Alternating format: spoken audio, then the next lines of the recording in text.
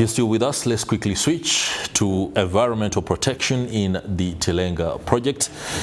Conversation, I'll be introducing my guests who will be taking us through that very shortly. But for your own perspective, TotalEnergies EP Uganda is implementing one of Uganda's flagship oil and gas developments, the Tilenga project, which is a joint venture with partners UNOC, CNOOC, as well as the Petroleum Authority of Uganda. The project is expected to contribute significantly to national revenue, job creation and infrastructure development that is poised to position Uganda as a key player in the regional energy sector. As we explore energy development, it's encouraging to see the strong focus on environmental sustainability, ensuring that progress goes hand in hand with preserving our national heritage. Joining us for this conversation is the Technical Environment Officer at TotalEnergies EP, Ddamba Gwabali. Many thanks for joining us. Thank you. How are you doing, oil man? Oh, I'm good. So, first things first, how far is the Tilenga project? The country is expectant. We always hear the president dish out hope that when the oil money is finally here, there's a lot that is going to get better. But you're the man on the ground. What are the updates?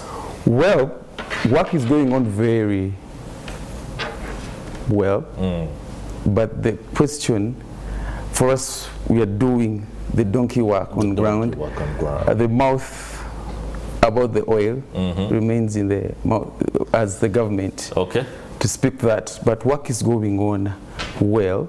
We're in a steady progress. Yes, of course, the eye is looking at 2026, but still, officially, government will give us perspective through the Petroleum Authority. Yeah. All right. Okay, since the conversation is not really about the dynamics of the timelines, let's talk environmental protection. What are the major environmental risks identified in the Tilenga project, and how is this being addressed? Well, yeah, I think I'm going to give a risk and how we handle it. So, someone out there may not know that really a lot goes down there, but one of the major risks many people may look at is water, because this project uses a lot of water. So the risk on the quality and the quantity. And just to note that before any water is used, there must be a permit to that. So you need to know the obstruction limit on every borehole, even if it's an open source. So yeah, we must remain compliant to the permit needs. And besides that, we do a lot of monitoring to know. We actually, on the project, we quantify for every drop and how much we spend, how much we have, and these are also reported to the regulators. Secondly, while the developments are going on, you realize that there's opening up of the ground, so there's a challenge of surface runoff and the drainages. So we put in place that those places are managed well, having to be grassed, to do building them very well to see that you don't have surface runoffs.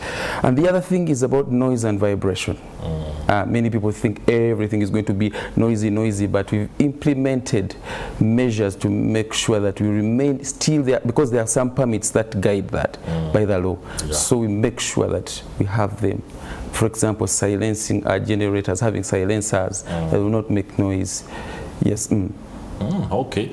Now you talk about noise, vibrations, and the abilities that you're putting in place to ensure minimizing runoff.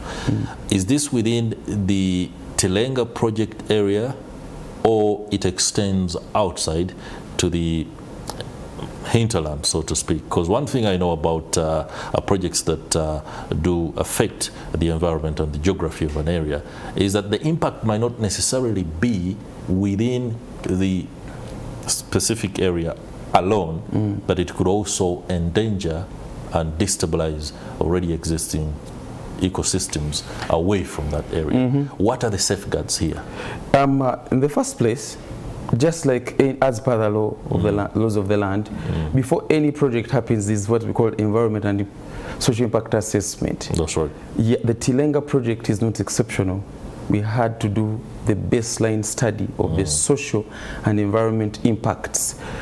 And they did a thorough. If you to go online, you can see these are big volumes. Okay. So after that, we made sure the Asia certificate of 2019 required us to have ESMPs, environment and social management plans. Yeah. So everything must be animated by that, including the permits. So depending on how it goes, we do monitor. We have a monitoring system that ensures that the impact is followed. Okay. As per the project. As the project regulations do require. Let me talk about self-monitoring, and this is something that is usually not given enough attention. Whenever projects roll out, there is a tendency for most of us, especially the watching from the outside, that the regulator is on ground and monitoring is effective.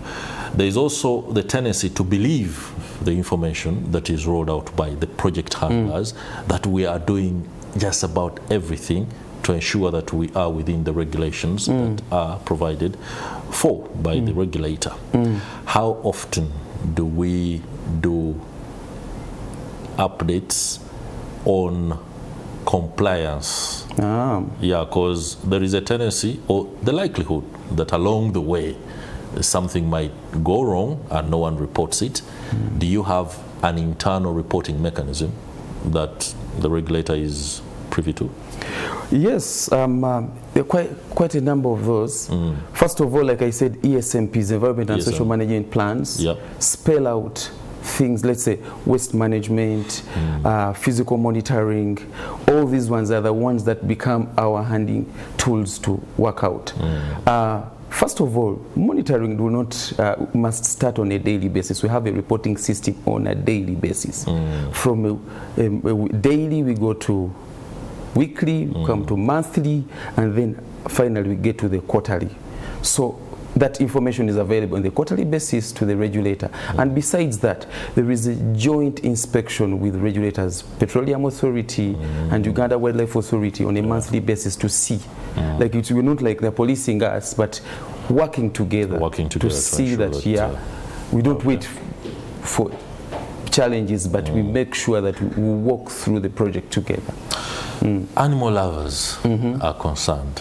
How are our zebras, the lions, the buffaloes, how are they doing? Because when it comes to vibrations and noise, they could be disrupted because it causes discomfort. Okay, yeah, we've been having studies that have been running for quite some time, all the way from exploration. And there's one of them, it's with the biodiversity team about the collaring, seeing how the animals are spread out. And we realized that it's, first of all, the vibrations, just like I said, they are managed. Okay. Even the well pads, they're not big. We do what we call a footprint reduction. They're not very big places. You reduce them and make sure that also you raise up the berms to make sure that there is no visuals to the animals. And also the cars that go in the park, the colors blend with the environment, not to disrupt them. Yes. You can't ride your multi-colored, your Christmas tree car into the park. Yes. Okay. All right. So, give us your last words, especially with regard to implementation of these protocols that are bound to ensure that you do not find yourself on the wrong side of the law in as far as environmental protection is concerned as we close the interview. Yes. First of all, we want to assure the nation that we remain committed to the laws of the land, and beyond that, TotalEnergies also employs the international laws regarding to environment. Secondly, we have a dedicated team both in Kampala and in the field to follow through everything about environment. And this far we've come, we believe that we'll have a better output. Okay. Yes. I'm afraid as we are closing, there is a DM here. Somebody, I know you're a technical environment officer, Yeah. but there are people who are concerned about jobs. Jobs? Technical jobs. There is a local content equation. Yes. And some of the people might be wondering how that is rolling out. You might not be the one to speak about that, but please give us a hint. I'm a Ugandan. Are the jobs available? I'm a Ugandan, born and raised in Uganda. Okay, Actually, I've worked for some time all the way from exploration. Who are the people working? Ugandans. Sure. Yeah, they started in Uganda. Yes. Born and bred in Uganda. So I should be an example that as long as you have the qualification and you've gone through the recruitment process, why not? All right. And Thank you. National content. National. That something is rolling really out very well.